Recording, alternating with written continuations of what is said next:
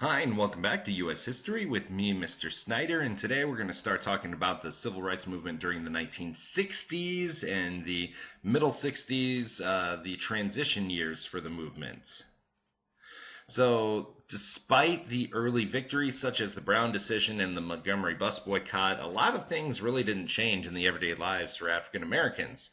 Nonetheless, they continue to struggle for civil rights. The movement experiences a groundswell of support, which leads to a dramatic shift in race relations, the passage of the landmark Civil Rights Act of 1964, and sets the stage for future reforms. So the first major thing that happens in the 1960s is the development of sit-ins. Sit-ins are a form of nonviolent protest where you sit someplace so that nothing can happen there. 4 North Carolina A&T students sit at a whites-only lunch counter at a Woolworth's store. Whites pour food on them, they make fun of them, and they even beat these students, but they do not leave. And that is the point, to show nonviolent, passive resistance to the policy and to basically break it. Word spreads across the South, and the impact of this first one is that it spreads to 48 more cities in 11 different states. So these sit-ins basically catch on amongst college students, and they spark a new militancy, which means that they're going to be a little more aggressive since they're youthful and they want change to happen now. So in April 1960 at Shaw University in Raleigh, North Carolina, they found the first chapter of SNCC, or the Student Nonviolent Coordinating Committee. The goal of SNCC is to use the college movement and the college students to create a grassroots movement that involves all classes of African Americans to defeat white racism and attain equality. College students think that this nonviolent thing is good, but it's happening a little too slowly. And these students join SNCC even though they're at risk of losing scholarships, physical harm for being a part of the organization, and even being kicked out of school. So the first basic major thing that happens in the 1960s, the first physical confrontation, you could say, are the Freedom Riders. Civil rights activists want to target interstate transportation next, which means interstate, you know what the interstate is. It's the major road that goes between states, and that means if it's interstate commerce, it is subject to federal regulation and not states. And in the Supreme Court case in 1960 of Boynton versus Virginia, the Supreme Court rules that segregation on interstate buses and in interstate bus waiting rooms is illegal. So a group of civil rights activists is going to test the federal government's willingness to implement and enforce this ruling, because a rule or a law is only as good as it is being enforced.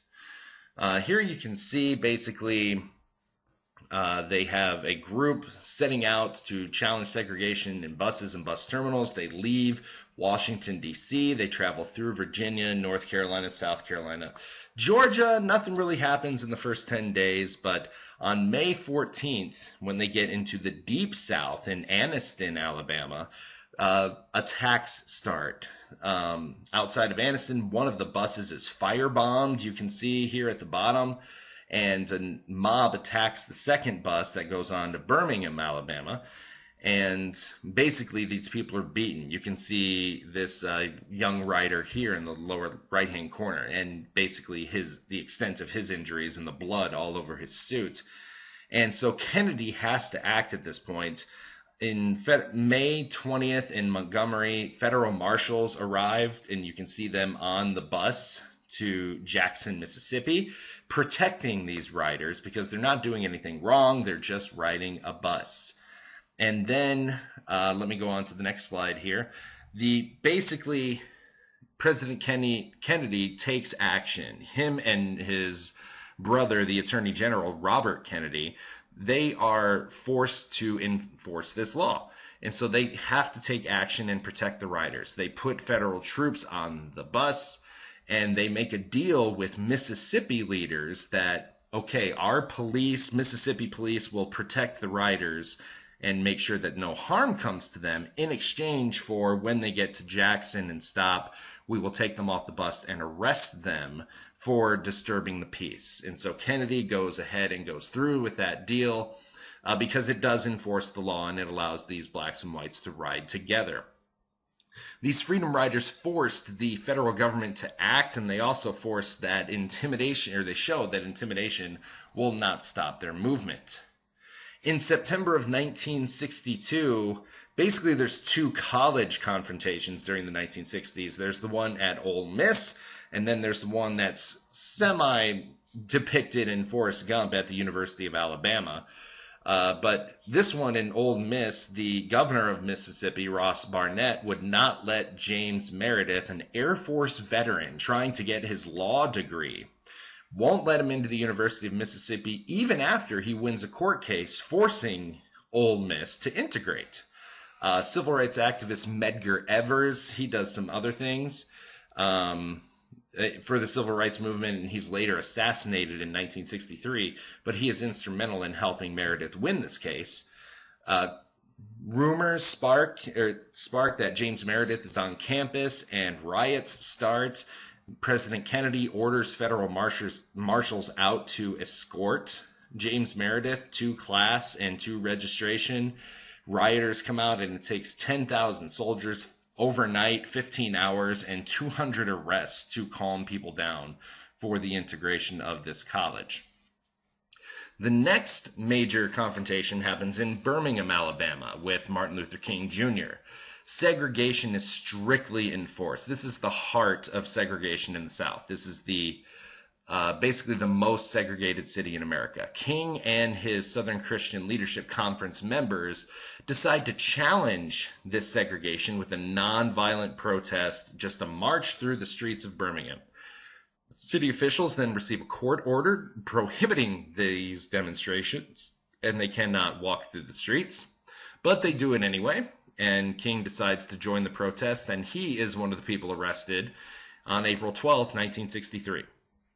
And when he is in jail, he pens his very famous, very long letter called Letter from Birmingham Jail, which basically explains why he and other blacks are tired of waiting for reform. They've been told to wait their entire lives. When is it going to be their turn?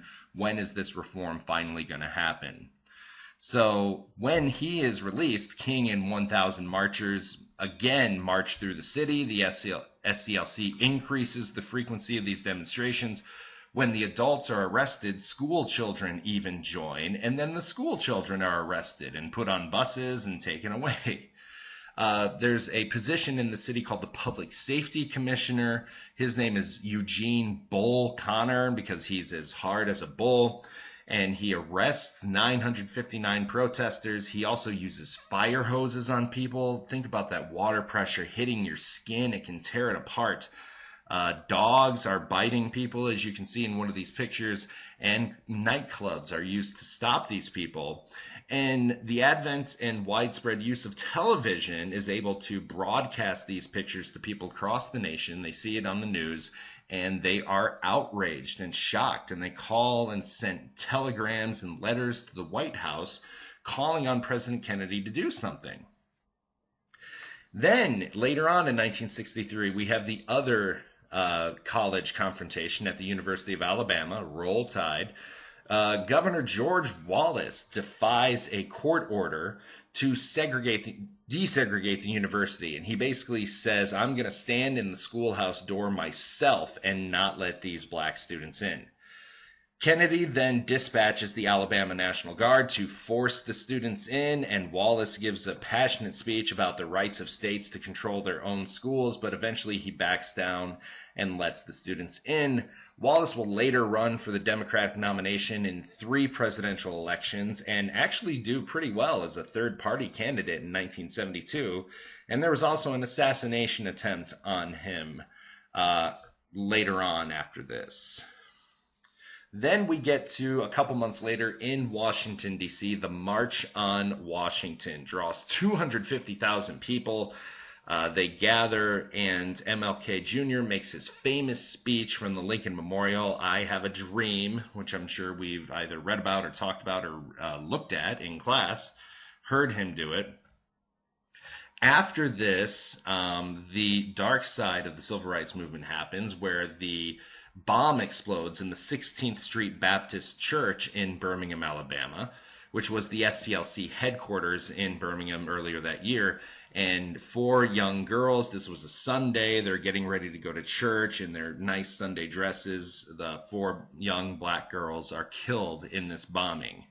And then another tragedy happens later on in 1963. Kennedy is starting to push through civil rights legislation, but he is assassinated in Dallas, Texas. And basically now his vice president, Lyndon Johnson, is a Southerner from Texas, and we are not sure how he's going to react on civil rights. Well, he decides to continue Kennedy's work on civil rights.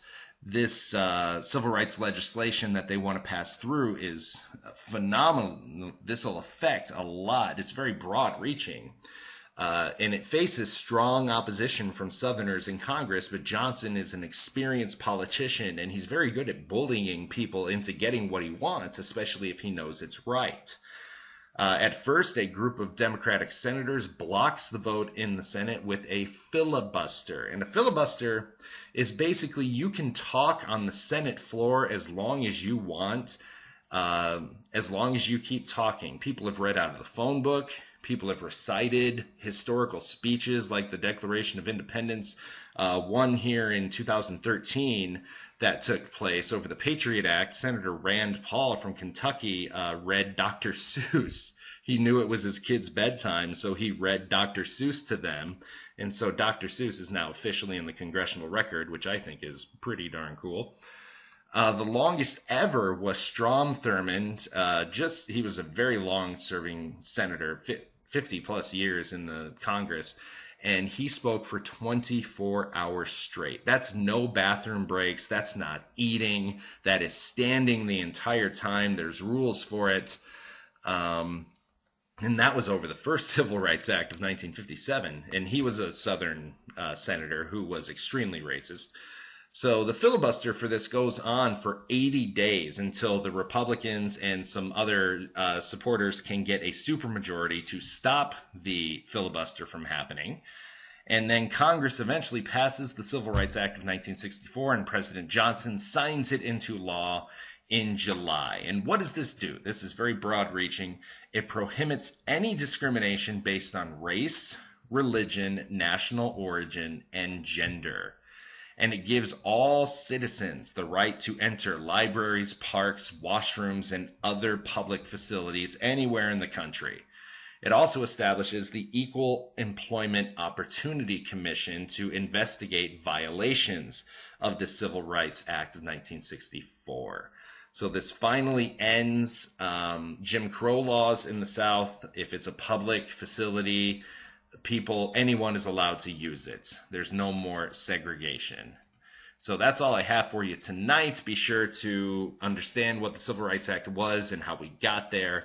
The March on Washington, the I Have a Dream speech, and I will see you later. Bye-bye.